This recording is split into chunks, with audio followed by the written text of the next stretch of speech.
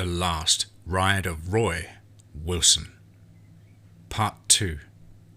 Let's get straight into that. As the distorted colossus of animal flesh burned by the barn, Cooper emerged from the ranch, his Winchester still in hand. "Christ's sake, what the hell was that thing?" he demanded. His eyes were bright in the firelight, which chased away the darkness that enveloped us as night fell. And Starkman only continued to stare at the dead creature, as if he expected it to rise up again and keep on fighting. And truth be told, I wouldn't have been all that surprised if it had. "Hell if I know," I replied. Even I could hear the uneasy tremble in my voice. Dead animals stitched together. Thought they were dead, anyway. "Well, they look fucking dead now," Cooper said before spitting into the dirt. He glanced over at Starkman, who rolled a cigarette with a shaking hand and wiped the sweat off his brow. And for a moment, all of us were silent and watched that thing burn until we couldn't recognize what parts had belonged to what animals anymore. And Cooper shook his head again and took a step back towards the ranch. I could see a rush in his gait as if he aimed to get the hell away from that thing as soon as possible. I could hardly blame him. "Roy, Doc, come on. Let's get us some goddamn answers," he growled. My eyes lingered on the burning carcass of that thing in the barn before I followed Cooper. And Starkman didn't move at all. The man seemed lost in his own little world. I let him be. "Please tell me there ain't no more of those fucking things in the house," I said under my breath. "No, but there's something else," he replied as he stepped through the door. The fire from outside lit up the small kitchen and cast an orange glow that allowed us to see clearly enough. The marshal led me upstairs and into the bedroom, where I spotted the shape of a woman curled into a ball, almost hiding underneath one of those nearby beds. Cooper stayed outside the door, his gun still in hand, as if he was expecting trouble. Me, on the other hand, I knew otherwise. "Christ, is that Martha Roberts?" I asked. I glanced at Cooper, but I couldn't read his face. "You tell me, son," he replied. And slowly, I approached the woman under the bed, even in the long, flickering shadows cast from the fire outside. I recognized her, although only barely. She was rail thin, pale, and sickly. She barely resembled the smiling, rosy-cheeked woman I'd met 10 years back. Her eyes were sunken in.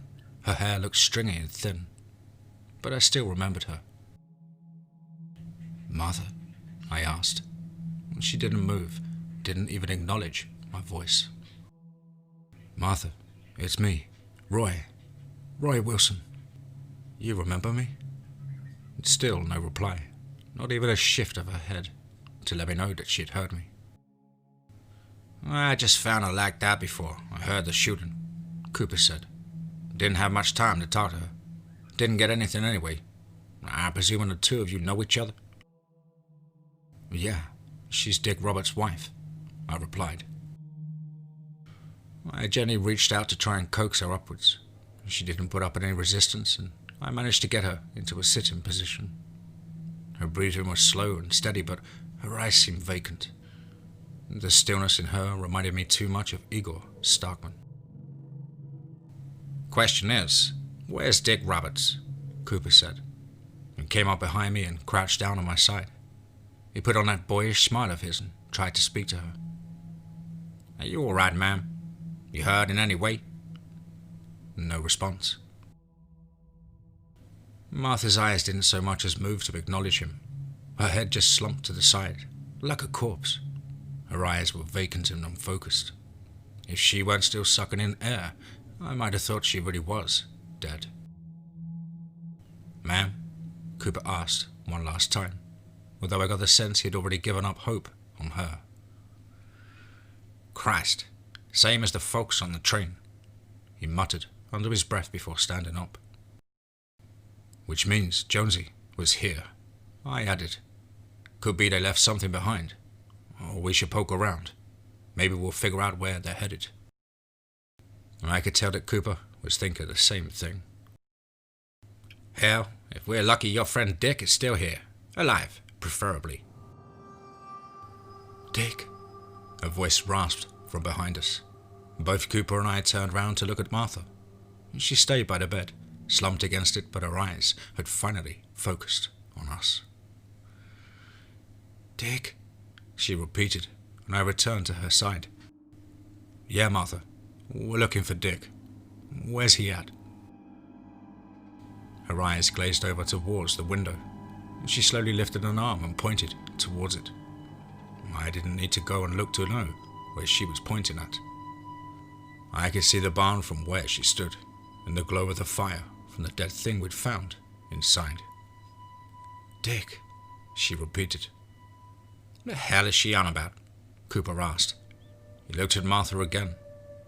Where the hell is your husband, woman? And I just continued to stare out the window before looking back at Martha. I think that was her husband, Cooper. What? That thing in the yard? Christ's sake, Roy. That thing wasn't even human. How the fuck was that Dick Roberts? I don't know, I replied plainly, before shaking my head. I figured that so long as Martha was sort of talking, maybe I might get something resembling answers. Forget it. Martha, what about Daniel Jones? Jonesy, you see him come through here? Her eyes shifted to me. It took a moment, but I saw her head begin to nod. The movement was slow but deliberate. Jonesy, she repeated. And her. Her? Cooper asked, his brow furrowed. Who the hell is she talking about, Roy? Beats me. Who do you mean by her, Martha? The woman seemed to curl up a little bit, as if she was expecting to be struck. She shook her head, a violent jerking motion from side to side before she collapsed. Cooper got down to help her up again. Who was with Jonesy? Martha? I asked. I need to know. Who was with him? Her eyes burned into mine, wide and brimming with new tears. Her, Martha croaked. Her. Who? Cooper asked, trying to not raise his voice. He glanced from me back to Martha as she continued to mutter that same word over and over again. Her. Her body went limp in Cooper's arms. Her words slurred as she twitched and convulsed. Her eyes seemed wild and stared blankly up at the ceiling. Shit, she's not right, Cooper cried. Doc! Stockman! He gently moved Martha into my arms before running for the window to call for Stockman.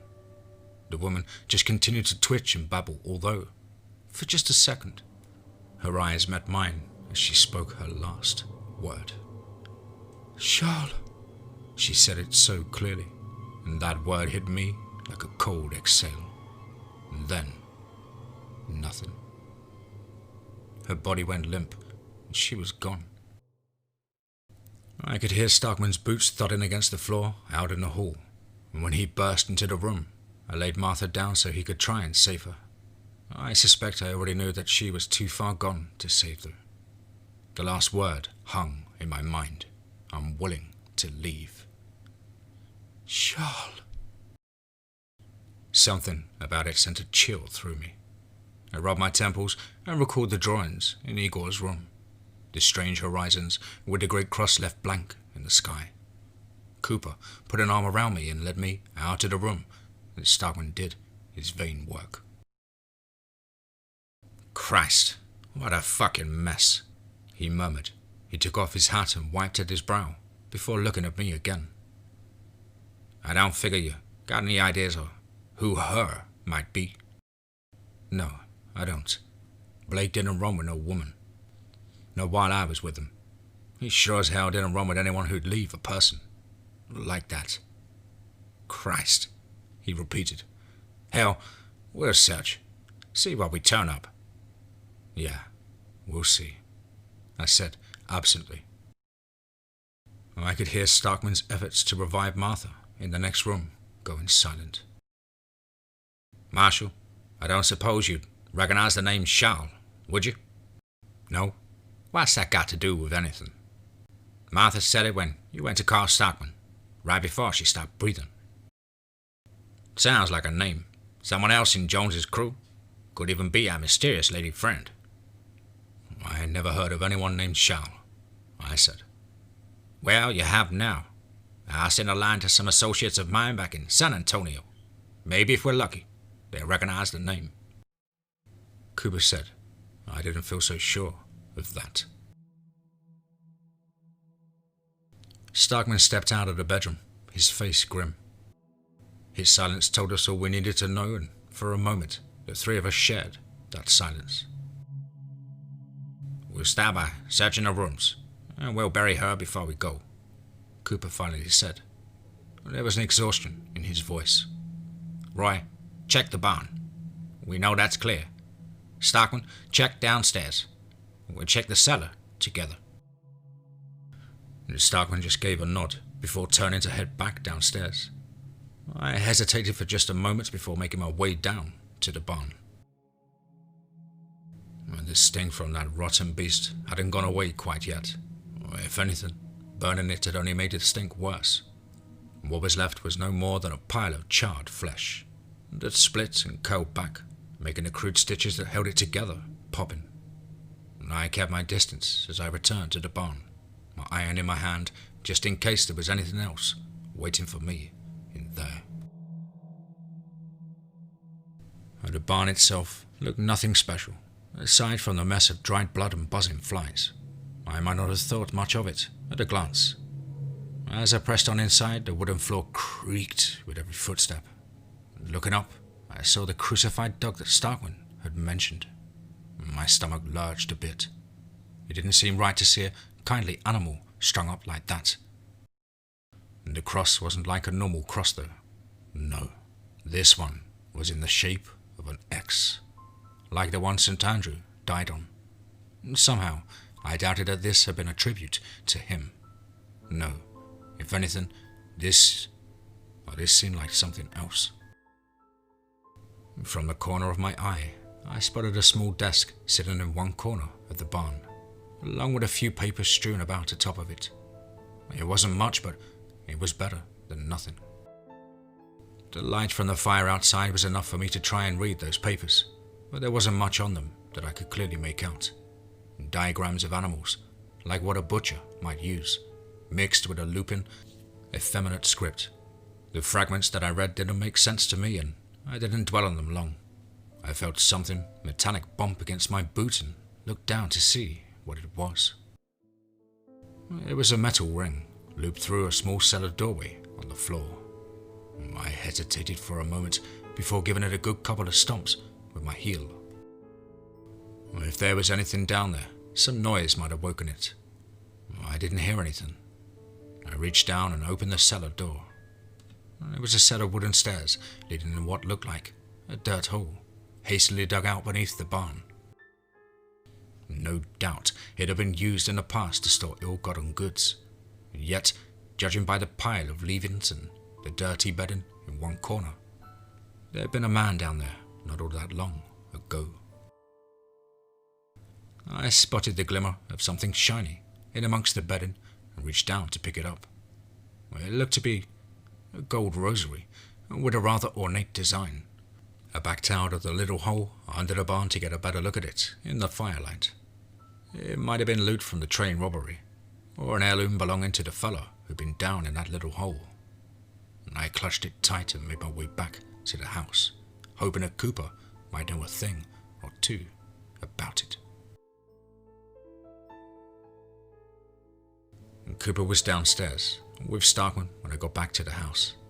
They lit up a lamp and were at the kitchen table, fussing over Cooper's map and some charred piece of paper. You two find something? I asked. In the fireplace, Cooper replied. Map of some sort from the looks of it. Stockman's trying to figure out what it shows. There wasn't anything to find upstairs, and the cellar's just got stores and rats. You find anything in the barn?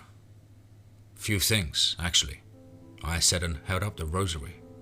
Stockman glanced at it from the corner of his eye before shooting upright, a funny look in his eye. You found that in the barn? he asked. He outstretched a hand for it and I tossed it to him. Beneath the barn, there was a little dirt cellar. Looked to me like someone was being kept down there, up until recently. And Cooper's brow furrowed. Jesus. You find anything else? Stockman asked. Clothes? A letter? Anything? Not in the hole, I didn't. There was some awful queer papers on a butchery of animals. Didn't look like much else, though. I paused and studied the way that Stockman clutched the rosary tight. What is it to you? I asked. I know this rosary, Stockman said. I know the man who this belongs to. You said you found it in the barn. You mean that? Why in the hell would I lie about it? You swear to God you found this in the barn. Stockman roared, and Cooper raised an arm between us, and I caught myself shrinking back a step. Now just wait a minute, Doc. Calm down. Who did that rosary come from? Bishop John Strickland. Well, he's been a close friend of the Stockman family for many years. He and my father, they grew up together. They were like brothers. My father gave him this rosary, a gift for his enthronement. I'd know it anywhere. And he paused, taking a moment to compose himself.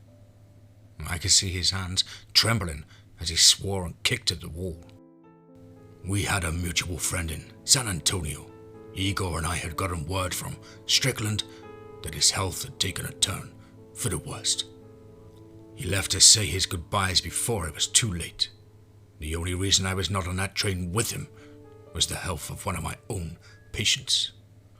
And Cooper and I traded a glance. I don't know about you, but that seems a strange coincidence that the man who was likely in that cellar was a close friend of a man from that train robbery, I said quietly.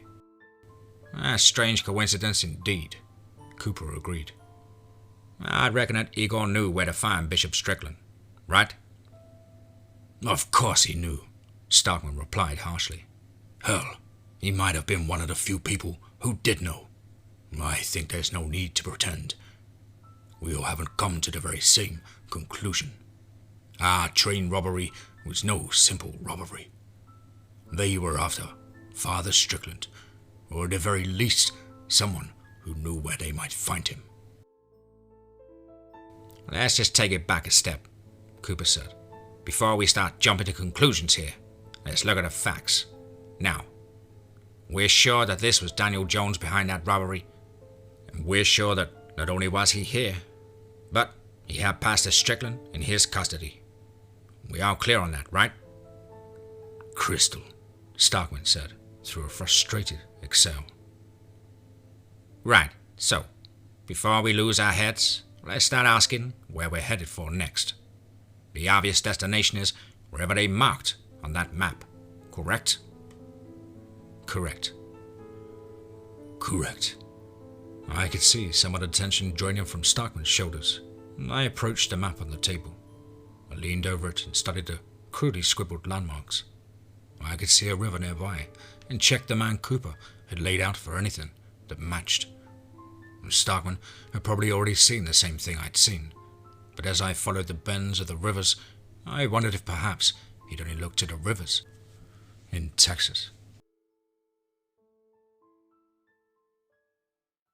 So, we find out where they're headed, we find the bishop, and they all hang in San Antonio. Or we leave them in the dirt for the vultures, I added. The river on the map they burned, or that branches off the Rio Grande into Mexico. The hell it does, Cooper said as he leaned over my shoulder. He scanned the map and saw that I was right on the money. Well, shit. They're headed south of the border if they ain't already there, I said. Last I checked, your authority ends at the border, Marshal. More or less, Cooper said, looking none too happy about it. I need to send word to Virginia. Maybe then we might get a warrant to pursue. Which would take how long? Stockman demanded. Too damn long, Cooper replied. But that's the only avenue we got. The only avenue you've got, Stockman corrected. Not me. I have a friend in danger and a brother left scarred by these men. Marshal, I'll not sit idly by and wait for approval before I pursue. Chances are the bishop will be long dead, or worse, by the time you get word back from Virginia. Doc, if you're aiming to charge across the border by yourself, guns blazing, you got another thing coming, Cooper warned. Now, I admire your spirit, truly I do. But if Jones and his men don't kill you, you'll answer to the law in Mexico. And might end up dead anyway. If that's what it takes, I'll have no regrets, Stockman said. He glanced at me as if expecting me to chime in. I hardly can say I knew the man, and I sure as hell didn't know him well enough to die for him. But all the same, I caught myself sighing. The doc is right, Cooper. If we wait on this, then we'll lose him and we'll probably lose the bishop. And here I thought you didn't want to go chasing after Jones, Cooper said. Why the change of heart?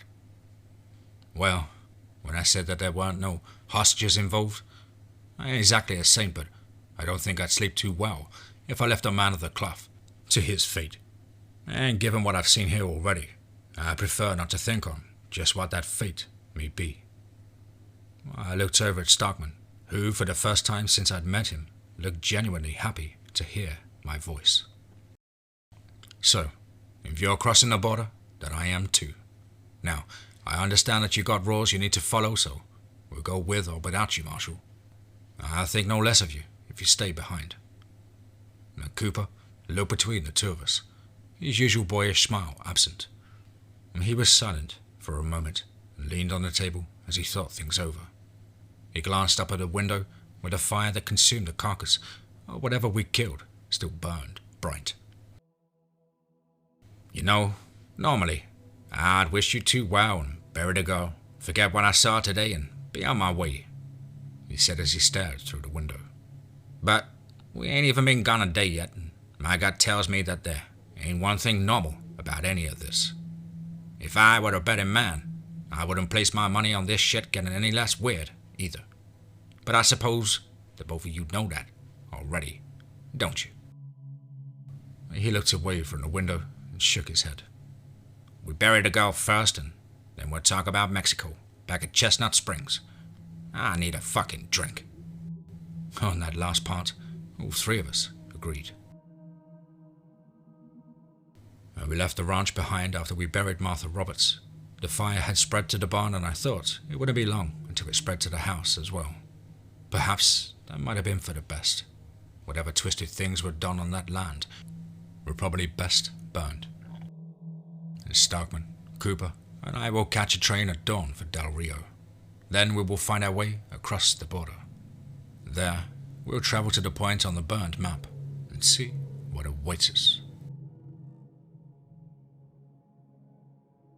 The whiskey of the saloon in Chestnut Springs has now removed my memories of that thing in the barn. I believe I shall see it again in my dreams, perhaps for the rest of my life. That much I could tolerate, and yet the thing that keeps me awake is the fear that what we killed at Stone Acres, whatever it was not the only one of its kind. June 15th, 1887. We crossed the border 2 days ago and found ourselves in the wilderness of Coahuila. The journey was slow, almost grueling at times. We followed the river slowly, getting closer to the spot marked on the map. The ride itself had been unremarkable, but between the three of us, we hardly spoke. I could see it in the eyes of Stockman and Cooper. They hadn't been sleeping any better than I had.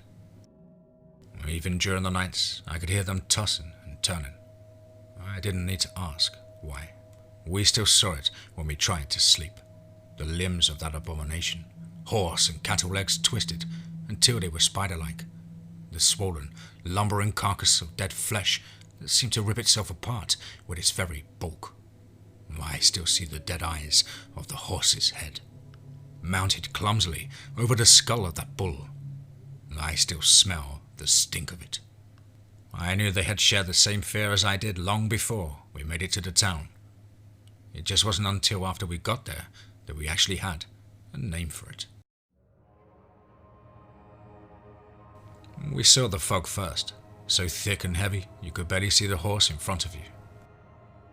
"Maybe we should stop for a bit," I heard Cooper call. "Can't see shit in this, and if we lose one of our horses." "Terrain's level enough for now," Stockman replied. "Don't see any reason not to keep going." I didn't weigh in. Unlike them, I saw the faded lights just ahead of us and kept my horse moving in that direction. "Roy," I heard Cooper call, followed by silence. I knew he'd seen what I'd seen, and I suspected he knew what it must have meant too. Whatever we were looking for out there, we just found it. "What the hell is this?" Cooper asked. "A town of some sort?"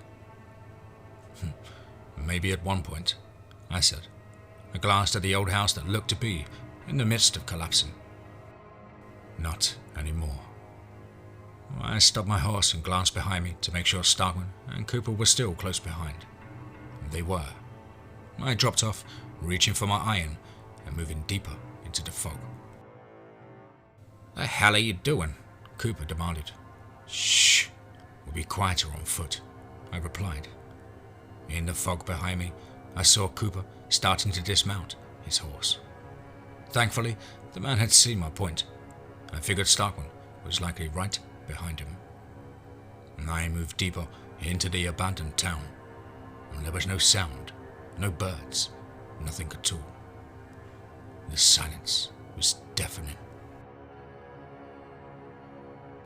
"The hell happened here?" I heard Stockman murmur.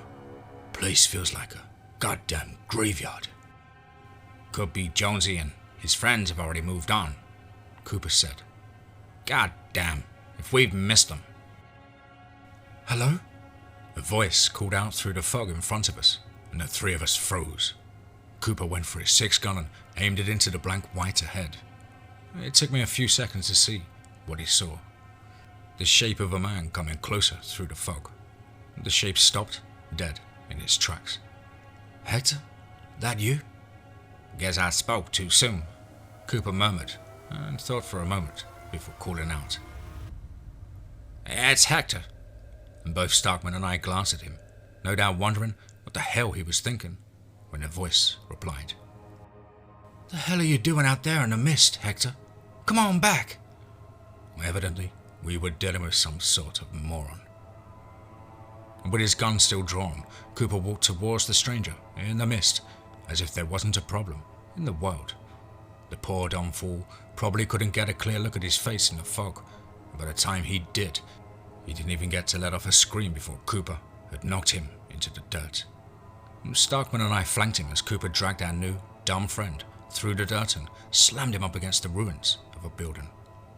Our new friend was just a boy, no older than 16, with bright red hair and eyes wild like a gutted deer. Cooper kept a hand over his mouth and put the barrel of his gun up against the bottom of his jaw. "You scream and I'll blow your head clean off, boy," he warned. "Do I make myself explicitly clear?" The boy tried to nod and Cooper slammed him against the wall. "I said, am I clear?" This time, the boy had made a little more effort and Cooper took his hand away. "Daniel Jones, where is he?" he growled. Judge, him and Kenneth," the boy stammered. "Kenneth?" Cooper asked. "That's the woman's name?" Yeah, Kenneth. Primrose Kenneth. Jonesy brought her down from somewhere. Mississippi. Missouri? I don't remember." And Cooper studied the boy for a moment before forcibly turning him around. "Roy, get some rope from my horse and help me truss up this little shit." I got up to head back to the horses when I heard another voice from the fog, from the direction we'd come from. "Henry, you there?" "Hector!" The boy tried to scream, but Cooper covered his mouth again.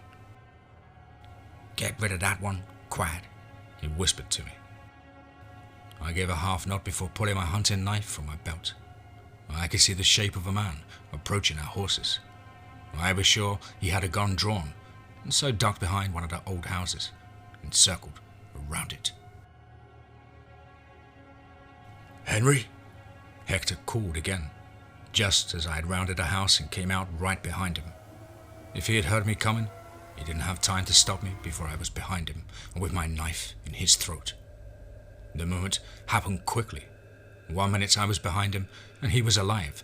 The next he was bleeding out in my arms. No different than the animals I had hunted. I had killed a man before, but it had been so long that I couldn't help but pause as I entered the stranger's life. I had felt odd, wrong, but the deed, it was done. I let the body drop, and Hector hit the ground like a sack of potatoes, choking on his own blood as he did. I tried not to dwell on that. I backed up towards Cooper's horse and grabbed the rope. The boy, Henry I suppose his name was dead still by the time I returned to him and Cooper, and no doubt he'd seen me waste his friend. "You count yourself lucky. I'm a softy kid," Cooper said as he bound his wrists. "Now, if you be so obliged, where's the church?" Up the road. Just up the road. You can't miss it, mister," the boy stammered. "But please, I don't want to die." And Cooper just cracked a smile. "Well, I ain't really got room for prisoners. But hell, if I'm just going to kill some kid whose bars ain't even dropped yet, oh no, you're coming back to Texas with us." And with that, he rammed a rag into Henry's mouth and left him on the ground. Starkman regarded him quietly before heading up the road through the fog and towards the church. Now we heard voices as we got closer, a man's distant screams. I could see Starkman picking up his pace and knew he recognized that voice. And through the fog, I could see the church. It was old, its paint was chipped and worn. I had seen better days, but it was still intact. And Cooper raced past me and put a firm hand on Starkman's shoulder as he neared the door, pulling him back. He glanced back at Marshal with a rage in his eyes, although relented quickly. "Lock first, shoot second," Cooper whispered. He gestured to the door and we quietly drew nearer. And the doors were open, just enough for us to see inside as we got closer. I heard a woman's voice speaking. "Be honored, Your Excellency. Very few are given a chance to serve the true gods. Your life is a servitude to a higher purpose. That I promise you." The church was well lit with oil lamps along the walls. I peered through the broken door and spotted a man, dressed in the dirty robes of a bishop, on his knees before the altar. No doubt this was Strickland. Just a few feet away from him, I spotted a figure I recognized as old Jonesy. He'd grown huskier in the years since I'd last seen him, but I knew his face all too well. Yet the star of the show was a woman, Primrose Kennard. She'd been called. I hadn't quite known what to expect, but she both lived up to and defied my expectations. She was tall and lovely with pitch black hair that fell to her shoulders. She had a slight baby face, yet that only seemed to add to her loveliness. She wore no guns, yet something about her still sent a cold chill through me. In one hand, she carried a bone knife and held it to the bishop's throat. "Don't be afraid," she crooned, cradling his face like a lover. "I won't make you face it again." Her thumbs ran gently over his cheeks, and she smiled sweetly at him as she bent down to kiss his forehead. "No, you're meant for the Shal, Bishop. You're here to show me the way." And I saw the knife dip lower, moving towards the bishop's throat, and I knew that whatever she'd been building up to, she was about to do it. "You drop that knife, woman!" I heard Starkman yell. He pushed past us and threw open the door, aiming his gun right at the woman's heart. Kennard pulled back, eyes wild in surprise at first, before her lips curled into a smile. "Well, well, we have visitors," she crooned. Besides Starkman, Cooper and I entered the church as well. His gun was trained on Jones, as was mine, and Jones stood protectively before Starkman, and I felt his eyes on me. "Roy Wilson," he said, his voice lower and gruffier than before. "Well, I be. Is that you?" "Been too long, Jonesy," I replied coldly. "I thought you hung 10 years back." "Almost," he replied. "No thanks to you. You a marshal now?" "No, but I'll put you in the ground, all the same." Jonesy's crooked smile widened, exposing yellow teeth. "Good luck to you."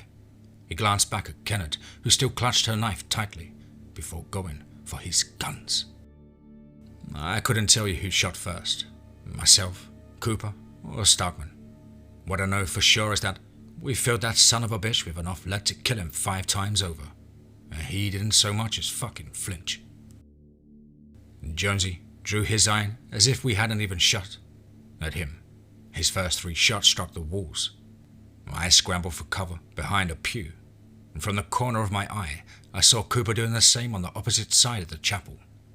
Jonesy kept a gun aimed on each of us, although when he saw Starkman try to make a run for the door to the altar, he forgot about us. He fired twice before Starkman dove low, and Cooper took advantage of his lapse in judgment to take a shot at him. I saw his muzzle flash, and I saw part of Jonesy's skull shatter. I swear I saw bits of his brain dribbling down the side of his head, but that bastard still stood tall, shooting back like he had all day and laughing quietly all the while. And behind him, I watched as Kenneth seized the bishop by the hair. Starkman had tried to get up to make another run for him, but Jonesy, he just shot above his head as soon as he saw him trying to poke out. None of us could have saved Bishop Strickland, not even if we wanted to. Kenneth drew the knife violently across his throat, damn near taking his head off. And then, with the bloody knife still in hand, she turned towards the altar, almost oblivious to the carnage behind her. "Ancient guardian, I beg of thee, with sacred blood on the sacred ground, I invoke thee. Grant me an audience in exchange for this holy life." And she drove the knife into the wooden altar, and I felt the ground itself quake. The world around us seemed to dim into a blackness darker than even nighttime itself. And Jonesy paused, looking back with what was left of his skull at Kenneth, who stood triumphantly before the altar. I saw my shot, and I took it. I had never killed a woman before, much less shot one in the back, but given the circumstances, I wouldn't have lost any sleep. I know my aim was true. The bullet should have hit her dead on. Instead, I felt a pain in my shoulder, like someone had just slugged me hard. And for the first couple of seconds, it hardly registered as painful. But then it started to burn. I saw a blood-red stain blooming on my shoulder. The gun fell from my hand, and looking at Kenneth, I saw her smiling at me. I knew that somehow she'd done this to me. And I collapsed back down behind the pew as a great shadow grew from the darkness before her. I clutched at my new bullet wound, trying as best I could to stop the bleeding. And Jonesy stood still in the aisle of the chapel, keeping close to Kenneth and trading bullets with Cooper. For a moment, I was sure that he'd been the one who shot me, but I was sure he hadn't so much as looked my way when I shot at Kenneth. And from the corner of my eye, I saw Starkman pop out from cover to take a few more shots at Jonesy. I can't say why he bothered. The bastard remained as unflinching as ever. Even with half his skull blown away, he hardly seemed to give a damn. He looked back towards Kenneth and watched as the darkness before her grew larger. I saw a shape inside of it, something tall and looming. Its limbs seemed thin, like bones, but I could have sworn they had a texture like wood. I saw what looked to be a bare human skull looking down at her, yet a pair of beady eyes looked deep within their sockets. The entity that had answered Kenneth's summons spoke in a deep, rumbling voice, although I couldn't make out the words over the gunfire. I saw Starkman crawling behind the same pew Cooper was behind, having given up his mission to save the bishop. Blood dripped from a fresh gash in his temple where he'd been grazed. "Not a bad effort, but y'all won't be killing me today," I heard Jonesy say, his voice thick and wet. "Miss Kenner's made some modifications. That's her speciality, you see." And I could hear his heavy footsteps drawing nearer to us. "Maybe when I'm done with you boys, she might find something she can salvage. Eyes, guts, bones. I suppose I could use a new skull." He chuckled deeply. And from behind his pew, Cooper glanced over at me, and I saw real hopelessness in his eyes. We were cooked, and we all knew it. Jonesy was just coming to finish the job. I spotted my gun on the floor near me and grabbed at it. I knew it was almost surely suicide, but I had one idea that might just work. I dove out from behind the pew and unloaded my pistol into Jonesy's legs. I aimed for the knee, and I saw blood spatter against the pews. And just as I'd hoped, the bastard's newly busted legs couldn't support him. I saw the panic in his one good eye before he went down. He braced himself against the pews to try and avoid collapsing outright, and that gave us the window I needed. With my last shot, I took aim at one of the oil lamps on the walls. Fire had killed the thing at the ranch. Maybe it might kill Jonesy too. The least it could do was cover our escape. Flames erupted from the broken lamp, quickly catching on the old pews. That church was likely going to be an inferno in a few minutes, and I didn't want to stick around to see for sure. "Move!" I yelled before bolting towards the church door.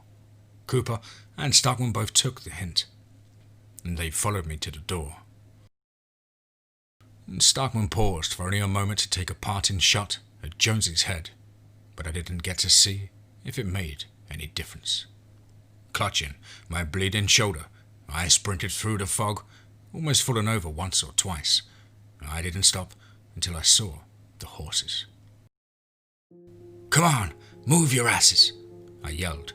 Looking back again, I saw Starkman coming up behind me, and Cooper had stopped to grab that goddamn boy we'd left trussed up. If I had the time, I would have cursed him out for it. And with Starkman's help, I was able to get up on my horse.